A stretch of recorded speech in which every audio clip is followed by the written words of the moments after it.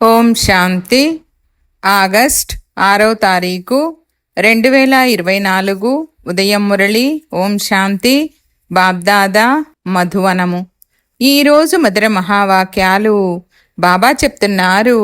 మధురమైన పిల్లలు, ఇప్పుడు వికర్మలు చేయడం మానేయండి. ఎందుకంటే మీరిప్పుడు వికర్మాజీత్ శకమును ప్రారంభించాలి. ప్రశ్న: బ్రాహ్మణ పిల్లలైన మీరు ప్రతి ఒక్కరూ ఏ విషయంలో తండ్రిని తప్పకుండా అనుసరించాలి? జవాబు: ఎలాగైతే తండ్రి స్వయం టీచరుగా అయ్యి మిమ్మల్ని చదివిస్తున్నారో అలాగే మీరు ప్రతి ఒక్కరూ తండ్రి సమానంగా టీచరుగా అవ్వాలి. మీరు చదువుకున్న దానిని ఇతరులకు చదివించాలి. టీచర్ పిల్లలైన మీరు కూడా టీచర్లే. సద్గురువు పిల్లలైన మీరు కూడా సద్గురువులే. మీరు సత్యఖండాన్ని స్థాపన చెయ్యాలి. మీరు సత్యమైన నావలో ఉన్నారు. మీ నావ చలిస్తుంది కానీ మునగదు. ఓం శాంతి. ఆత్మిక తండ్రి వచ్చి కూర్చొని పిల్లలతో ఆత్మిక సంభాషణ చేస్తున్నారు. ఆత్మలను ప్రశ్నిస్తారు. ఎందుకంటే ఇది నూతన జ్ఞానము కదా. ఇది మానవుల నుండి దేవతలుగా అయ్యే నూతన జ్ఞానము లేక చదువు. ఈ చదువును మీకు ఎవరు చదివిస్తున్నారు? ఆత్మిక తండ్రి పిల్లలైన మనకు బ్రహ్మ ద్వారా చదివిస్తున్నారని మీకు తెలుసు. దీనిని మర్చిపోరాదు. వారు తండ్రి చదివిస్తున్నారు కనుక టీచర్ కూడా అయ్యారు. మనము కొత్త ప్రపంచము కొరకు చదువుతున్నామని మీకు తెలుసు. ప్రతి విషయంలో నిశ్చయం ఉండాలి. కొత్త ప్రపంచము కొరకు చదివించేవారు ఒక్క తండ్రి మాత్రమే. ముఖ్యమైన విషయం తండ్రిని గురించే. మనకు తండ్రి బ్రహ్మ ద్వారా ఈ శిక్షణను ఇస్తున్నారు. ఎవరో ఒకరి ద్వారా ఇస్తారు కదా. భగవంతుడు బ్రహ్మ ద్వారా రాజయోగాన్ని నేర్పిస్తారని గాయనము కూడా ఉంది. బ్రహ్మ ద్వారా ఆది సనాతన దేవీ దేవతా ధర్మాన్ని స్థాపన చేస్తారు. ఆ దేవీ దేవతా ధర్మము ఇప్పుడు లేదు. ఇప్పుడిది కలియుగము కావున స్వర్గస్థాపన జరుగుతూ ఉందని రుజువవుతుంది. స్వర్గంలో కేవలం దేవీ దేవతా ధర్మము వారు ఉంటారు. మిగిలిన ధర్మాల వారు ఎవ్వరూ ఉండరు, అనగా వినాశనం అవుతారు. ఎందుకంటే సత్యయుగములో మరే ఇతర ధర్మము లేనే లేదు. ఈ విషయాలు పిల్లలైన మీ బుద్ధిలో ఉన్నాయి. ఇప్పుడైతే అనేక ధర్మాలు ఉన్నాయి. మళ్ళీ తండ్రి ఇప్పుడు మనలను మనుషుల నుండి దేవతలుగా చేస్తారు. ఎందుకంటే ఇది సంగమ యుగము. ఇది అర్థం చేయించేందుకు చాలా సహజమైన విషయము. బ్రహ్మ ద్వారా స్థాపన అని త్రిమూర్తి చిత్రంలో కూడా చూపిస్తారు. దేనిని స్థాపిస్తారు? స్థాపన చేసేది కొత్త ప్రపంచాన్నే. పాతది స్థాపన చెయ్యరు. కొత్త ప్రపంచంలో దైవీ గుణాలు కలిగిన దేవతలే ఉంటారని పిల్లలకు నిశ్చయముంది. కావున ఇప్పుడు మనము కూడా గృహస్థ వ్యవహారంలో ఉంటూ దైవీ గుణాలను ధారణ చెయ్యాలి. మొట్టమొదట కామ వికారముపై విజయం పొంది నిర్వికారులుగా అవ్వాలి. నిన్నటి వరకు ఈ దేవీ దేవతల ముందుకు వెళ్ళి మీరు సంపూర్ణ నిర్వికారులు, మేము వికారులమని చెప్తూ వచ్చారు కదా. స్వయాన్ని వికారులుగా ఫీల్ చేసేవారు. ఎందుకంటే వికారాలలోకి వెళ్ళేవారు. ఇప్పుడు మీరు కూడా ఇటువంటి నిర్వికారులుగా అవ్వాలని, దైవీ గుణాలు ధారణ చెయ్యాలని తండ్రి చెప్తున్నారు. కామక్రోధాది వికారాలు ఏవైనా ఉంటే వాటిని దైవీ గుణాలని అనరు. వికారాలలోకి వెళ్ళడం, క్రోధం చేసుకోవడం ఆసురీ గుణాలు. దేవతలలో లోభము ఏమైనా ఉంటుందా? అక్కడ పంచవికారాలు ఉండవు. ఇది రావణ ప్రపంచము. త్రేత మరియు ద్వాపర యుగాల సంగమ సమయంలో రావణుడు జన్మిస్తాడు. ఈ పాత ప్రపంచానికి మరియు కొత్త ప్రపంచానికి ఎలాగైతే సంగమముందో అలా అక్కడ కూడా సంగమము ఉంటుంది. రావణ రాజ్యంలో ఇప్పుడు చాలా దుఃఖము, రోగాలు ఉన్నాయి. దీనిని రావణ రాజ్యమని అంటారు. రావణుణ్ణి ప్రతి సంవత్సరం తగులబెడతారు. వామ మార్గంలో వెళ్ళడం ద్వారా వికారులుగా అవుతారు. మీరిప్పుడు నిర్వికారులుగా అవ్వాలి. దైవీ గుణాలను ఇక్కడే ధారణ చెయ్యాలి. ఎవరు ఎటువంటి కర్మలను చేస్తారో అటువంటి ఫలితాన్నే పొందుతారు. పిల్లల ద్వారా ఇప్పుడు ఏ వికర్మలు జరగరాదు. ఒకరు రాజా వికర్మాజిత్, మరొకరు రాజా విక్రముడు. ఇది విక్రమ శకము, అనగా రావణుని వికారాల శకము. ఇది ఎవ్వరూ అర్థం చేసుకోరు. కల్పాయువు కూడా ఎవ్వరికీ తెలియదు. వాస్తవంగా దేవతలు వికర్మాజీతులుగా ఉంటారు. 5000 సంవత్సరాలలో 2500 సంవత్సరాలు రాజా విక్రమునిది, 2500 సంవత్సరాలు రాజా వికర్మాజీతునిది, సగము విక్రమునిది. వారు భలే అంటారు, కానీ అర్థము ఏమీ తెలీదు.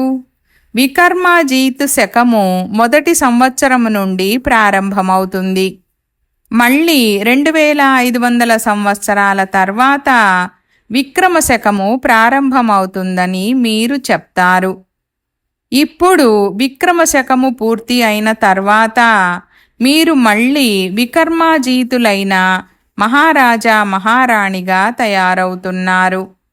అలా తయారైనప్పుడు వికర్మాజీత్ శకము ప్రారంభమవుతుంది. ఇవన్నీ మీకు మాత్రమే తెలుసు. బ్రహ్మను ఎందుకు కూర్చోబెట్టారని మిమ్మల్ని అడుగుతారు. అరే, వీటిని గురించి మీకు ఏం అవసరం? మమ్మల్ని చదివించేవారు ఈ బ్రహ్మ కాదు. మేము శివబాబా ద్వారా చదువుకుంటున్నాము. ఇతడు కూడా వారి ద్వారానే చదువుకుంటాడు. చదివించేవారు జ్ఞానసాగరులు. వారు విచిత్రులు. వారికి చిత్రము అనగా శరీరము లేదు. విచిత్రంగా ఉన్నారు. వారిని నిరాకారుడని అంటారు. నిరాకార ఆత్మలన్నీ అక్కడ ఉంటాయి. మళ్ళీ ఇక్కడకు వచ్చి సాకారులుగా అవుతాయి. పరమపిత పరమాత్మనైతే అందరూ స్మృతి చేస్తారు. వారు ఆత్మలందరికీ తండ్రి. లౌకిక తండ్రికి పరమ అనే పదాన్ని వాడరు.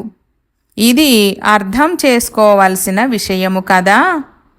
పాఠశాలలోని విద్యార్థులు చదువుపై గమనమిస్తారు. ఎవరైనా న్యాయవాది మొదలైన వారిగా అయిన తర్వాత ఆ చదువు సమాప్తమైపోతుంది. న్యాయవాది అయిన తర్వాత కూడా చదువుకుంటారా? లేదు, చదువు పూర్తవుతుంది. మీరు కూడా దేవతలైన తర్వాత మీకు చదువుకునే అవసరం ఉండదు. 2500 సంవత్సరాలు దేవతల రాజ్యం నడుస్తుంది. ఈ విషయాలు పిల్లలైన మీకు మాత్రమే తెలుసు. మళ్ళీ మీరు ఇతరులకు అర్థం చేయించాల్సి ఉంటుంది. దీనిపై కూడా గమనముంచాలి. అలా చదివించకపోతే టీచరుగా ఎలా అవుతారు? ఇప్పుడు మీరందరూ టీచర్లే. టీచరు సంతానం కనుక మీరు కూడా టీచరుగా అవ్వాలి. ఇప్పుడు చదివించేందుకు ఎంతమంది టీచర్లు కావాలి? ఎలాగైతే మన తండ్రి టీచరు సద్గురువుగా ఉన్నారో అలా మీరు కూడా టీచరుగా ఉన్నారు. సద్గురువుకు పిల్లలైన మీరు సద్గురువులు. వారెవ్వరూ సద్గురువులు కారు. వారు గురువుకు పిల్లలైన గురువులు. సత్ అనగా సత్యము. భారతదేశం సత్యఖండమని కూడా అనబడేది. ఇది అసత్యఖండము. సత్యఖండాన్ని తండ్రే స్థాపిస్తారు. వారే సత్యమైన సాయిబాబా. సత్యమైన తండ్రి వచ్చినప్పుడు అసత్యమైన వారు కూడా చాలామంది వెలువడతారు. సత్యమైన నావ అటూ ఇటూ ఊగుతుంది. తుఫాన్లు వస్తాయి, కానీ మునగదు అనే గాయనముంది కదా. మాయావి తుఫానులు చాలా వస్తాయి. వాటిని చూసి భయపడరాదు అని పిల్లలకు తెలియజేయబడుతుంది. మాయా తుఫానులు వస్తాయని సన్యాసులు ఎప్పుడూ మీకు చెప్పరు. నావను తీరానికి ఎలా తీసుకెళ్తారో వారికి తెలియనే తెలియదు. భక్తి చేయడం ద్వారా సద్గతి లభించదని మీకు తెలుసు. కిందకే దిగుతూ ఉంటారు. భగవంతుడు వచ్చి భక్తులకు ఫలితమిస్తారని అంటారు. భక్తి అయితే తప్పకుండా చెయ్యాలి. మంచిది. భగవంతుడు వచ్చి భక్తికి ఫలితంగా ఏమిస్తారు? తప్పకుండా సద్గతిని ఇస్తారని అంటారు. కానీ ఎప్పుడు ఎలా ఇస్తారో తెలీదు. మీరు ఎవరినైనా అడిగితే భక్తి అనాదిగా వస్తూ ఉందని చెప్తారు. రావణుణ్ణి తగలబెట్టడం ఎప్పటి నుండి ప్రారంభించారని అడిగితే దీనికి కూడా పరంపర నుండని చెప్తారు. మీరు అర్థం చేయిస్తే ఇదేదో కొత్త జ్ఞానమని అంటారు. కల్పక్రితము అర్థం చేసుకున్నవారు వెంటనే అర్థము చేసుకుంటారు. బ్రహ్మ గురించిన విషయాన్ని వదిలేయండి. శివబాబా జన్మించారు కదా, దానిని శివరాత్రని కూడా అంటారు. నాది దివ్యమైన అలౌకిక జన్మ అని తండ్రి అర్థం చేయిస్తారు. ప్రాకృతికమైన మానవుల వలె జన్మించను. ఎందుకంటే వారందరూ గర్భము ద్వారా జన్మ తీసుకుంటారు, శరీరధారులుగా అవుతారు. నేనైతే గర్భములో ప్రవేశించను. ఈ జ్ఞానాన్ని పరమపిత పరమాత్ముడు జ్ఞానసాగరుడు తప్ప మరెవ్వరూ జ్ఞానాన్ని ఇవ్వలేరు. జ్ఞానసాగరుడని ఏ మనిషిని అనరు. ఈ పోలిక నిరాకారునిదే. నిరాకారుడైన తండ్రి ఆత్మలను చదివిస్తారు, ఆత్మలకే అర్థము చేయిస్తారు. పిల్లలైన మీరు ఈ రావణ రాజ్యములో పాత్ర చేస్తూ చేస్తూ దేహాభిమానులుగా అయ్యారు. అన్ని పనులు చేసేది ఆత్మనే. ఈ జ్ఞానము ఎగిరిపోయింది. ఇవి అవయవాలు కదా. నేను ఆత్మను. ఈ అవయవాల ద్వారా కర్మ చేయించవచ్చు, చేయించకపోవచ్చు. నిరాకార ప్రపంచములో అయితే ఆత్మలు శరీరము లేకుండా కూర్చొని ఉంటాయి. మీరిప్పుడు ఇంటిని కూడా తెలుసుకున్నారు. వారు ఇంటినే ఈశ్వరుడని భావిస్తారు. బ్రహ్మజ్ఞానులు, తత్వజ్ఞానులు ఉన్నారు కదా, వారు బ్రహ్మలో లీనమవుతామని అంటారు. ఒకవేళ బ్రహ్మములో నివసిస్తామని చెప్తే ఈశ్వరుడు వేరుగా అవుతాడు. వారు బ్రహ్మమునే ఈశ్వరుడని అంటారు. ఇది కూడా డ్రామాలో నిర్ణయింపబడింది. తండ్రిని కూడా మర్చిపోతారు. విశ్వాధికారులుగా తయారు చేసే తండ్రిని స్మృతి చెయ్యాలి కదా. ఎందుకంటే స్వర్గాన్ని తయారు చేయువారు వారే. మీరిప్పుడు పురుషోత్తమ సంగమయుగ బ్రాహ్మణులు. మీరు ఉత్తమ పురుషులుగా అవుతారు. కనిష్ట పురుషులు ఉత్తమ పురుషుల ఎదుటకు వెళ్ళి తల వంచి నమస్కరిస్తారు. దేవతల మందిరానికి వెళ్ళి వారి మహిమ ఎంతగానో గానము చేస్తారు. మనమే దేవతలుగా అవుతామని మీకిప్పుడు తెలుసు. ఇది చాలా సాధారణమైన విషయము. విరాట రూపాన్ని గురించి కూడా తెలిపించారు. విరాట చక్రం ఉంది కదా. బ్రాహ్మణులు, దేవతలు, క్షత్రియులని వారు కేవలం పాడతారు. లక్ష్మీనారాయణులు మొదలైన వారి చిత్రములైతే ఉన్నాయి కదా. తండ్రి వచ్చి అన్నింటినీ సరిచేస్తారు. మిమ్మల్ని కూడా సరిచేస్తున్నారు. ఎందుకంటే జన్మ జన్మాంతరాల నుండి భక్తి మార్గంలో మీరు చేసినవన్నీ తప్పులే. అందువలన మీరు తమోప్రధానంగా అయ్యారు. ఇప్పుడిది అధర్మయుక్తమైన ప్రపంచము. ఇందులో దుఃఖమే దుఃఖముంది. ఎందుకంటే ఈ రావణ రాజ్యంలో అందరూ వికారులుగానే ఉన్నారు. రావణ రాజ్యం అధార్మికమైనది. రామరాజ్యము ధర్మసమ్మతమైనది, న్యాయవంతమైనది. ఇది కలియుగము, అది సత్యయుగము. ఇది అర్థం చేసుకోవలసిన విషయం కదా. వీరు శాస్త్రాలు చదవడం ఎప్పుడైనా చూశారా? తమ జ్ఞానమునే కాక తమ రచనను గురించిన జ్ఞానము కూడా ఇచ్చారు. చదువుకుని ఇతరులకు వినిపించు వారి బుద్ధిలో శాస్త్రాలే ఉంటాయి. కావున అందరి సుఖదాత శివబాబా ఒక్కరే. వారే ఉన్నతాతి ఉన్నతమైన తండ్రి. వారిని పరమపిత పరమాత్మ అని అంటారు. అనంతమైన తండ్రి తప్పకుండా అనంతమైన వారసత్వాన్ని ఇస్తారు. 5000 సంవత్సరాల క్రితము మీరు స్వర్గవాసులుగా ఉండేవారు. ఇప్పుడు మీరు నరకవాసులుగా ఉన్నారు. తండ్రిని రాముడని అంటారు. కాని అపహరించబడిన సీతకు భర్త అయిన రాముడు కాదు. అతడు సద్గతిదాత కాదు. ఆ రాముడు రాజుగా ఉండేవాడు. మహారాజు కూడా కాదు. మహారాజు రాజుల గురించిన రహస్యం కూడా అర్థం చేయించారు.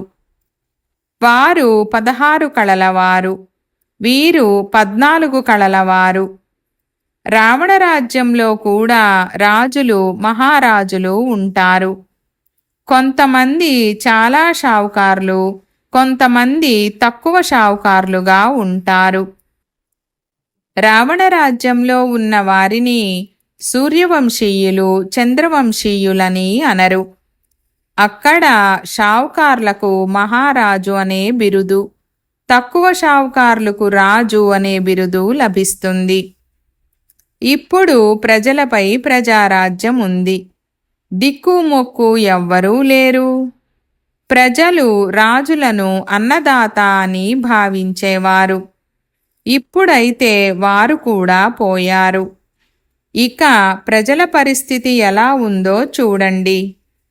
ఎన్ని రకాలైన కొట్లాటలు, జగడాలు జరుగుతున్నాయి. ఆది నుండి అంత్యము వరకు జ్ఞానమంతా మీ బుద్ధిలో ఉంది. రచయిత అయిన తండ్రి ఇప్పుడు ప్రాక్టికల్గా ఉన్నారు. ఇదే భక్తి మార్గంలో కథగా తయారవుతుంది. ఇప్పుడు మీరు కూడా ప్రాక్టికల్గా ఉన్నారు. అర్ధకల్పము మీరు రాజ్యం చేస్తారు. ఇది తర్వాత కథగా మారుతుంది. చిత్రములైతే ఉంటాయి. వీరు రాజ్యాన్ని ఎప్పుడు పరిపాలించారని ఎవరినైనా అడిగితే లక్షల సంవత్సరాలని చెప్తారు. సన్యాసులు నివృత్తి మార్గంలోని వారు. మీరు పవిత్ర గృహస్థ ఆశ్రమంలోని వారు. మళ్ళీ అపవిత్ర గృహస్థ ఆశ్రమంలోకి వెళ్తారు. స్వర్గసుఖాల గురించి ఎవరికీ తెలీదు. నివృత్తి మార్గంలోని వారు ఎప్పుడూ ప్రవృత్తి మార్గమును నేర్పించలేరు. ఇంతకు ముందైతే అడవుల్లో ఉండేవారు. వారిలో శక్తి ఉండేది. వారికి అడవిలోకే భోజనాన్ని పంపేవారు. ఇప్పుడు ఆ శక్తి లేదు. మీకు కూడా అక్కడ రాజ్యాన్ని పరిపాలించే శక్తి ఉండేది. ఇప్పుడు ఆ శక్తి ఎక్కడుంది? కానీ వారు మీరు కదా. ఇప్పుడు ఆ శక్తి లేదు. భారతవాసుల అసలైన ధర్మము ఇప్పుడు లేదు, అధర్మమైపోయింది. తండ్రి చెప్తున్నారు, నేను వచ్చి ధర్మాన్ని స్థాపించి అధర్మాన్ని వినాశనం చేస్తాను. అధర్మస్తులను ధర్మంలోకి తీసుకొస్తాను. మిగిలిన వారందరూ వినాశనమైపోతారు. అయినా అందరికీ తండ్రి పరిచయం ఇవ్వమని పిల్లలకు తండ్రి తెలిపిస్తున్నారు. తండ్రినే దుఃఖహర్త సుఖకర్త అని అంటారు. చాలా దుఃఖీలుగా ఉన్నప్పుడే తండ్రి వచ్చి సుఖవంతులుగా తయారు చేస్తారు. ఇది కూడా అనాదిగా తయారు చేయబడిన ఆట. అచ్చా, मीठे मीठे सिकीलधे बच्चों प्रति मात पिता बाप दादा का याद प्यार और गुड मॉर्निंग. रूहानी बाप की रूहानी बच्चों को नमस्ते. हम रूहानी बच्चों की रूहानी बाप दादा को याद प्यार गुड मॉर्निंग और నమస్తే నమస్తే బాబా నమస్తే. ధారణ కొరకు ముఖ్య సారము. 1వ పాయింట్. ఈ పురుషోత్తమ సంగమ యుగములో ఉత్తమ పురుషులుగా అయ్యేందుకు ఆత్మాభిమానులుగా అయ్యే పురుషార్థము చెయ్యాలి. సత్యమైన తండ్రి లభించారు కావున ఎలాంటి అసత్యమైన అధార్మిక తప్పుడు పనులు చేయరాదు. 2వ పాయింట్. మాయా తుఫానులకు భయపడరాదు. సత్యమైన నావ కదులుతుంది కానీ మునిగిపోదు. ఈ విషయాన్ని సదా గుర్తుంచుకోవాలి. సద్గురువు పిల్లలైన మీరు సద్గురువుగా అయ్యి అందరి నావను తీరానికి చేర్చాలి. వరదానము. సహజ యోగము యొక్క సాధన ద్వారా సాధనాలపై విజయాన్ని ప్రాప్తి చేసుకునే ప్రయోగి ఆత్మ భవ. వివరణ. సాధనాలు ఉన్నా సాధనాలను ప్రయోగంలోకి తీసుకొస్తూ యోగస్థితి హెచ్చుతగ్గులుగా అవ్వరాదు, అనగా విచలితం అవ్వరాదు.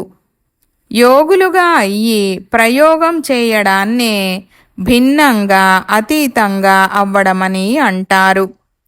సాధనాలు ఉన్న నిమిత్త మాత్రులుగా అనాసక్త రూపంతో ప్రయోగం చేయండి. ఒకవేళ కోరిక ఉంటే ఆ కోరిక మంచిగా తయారవ్వనివ్వదు.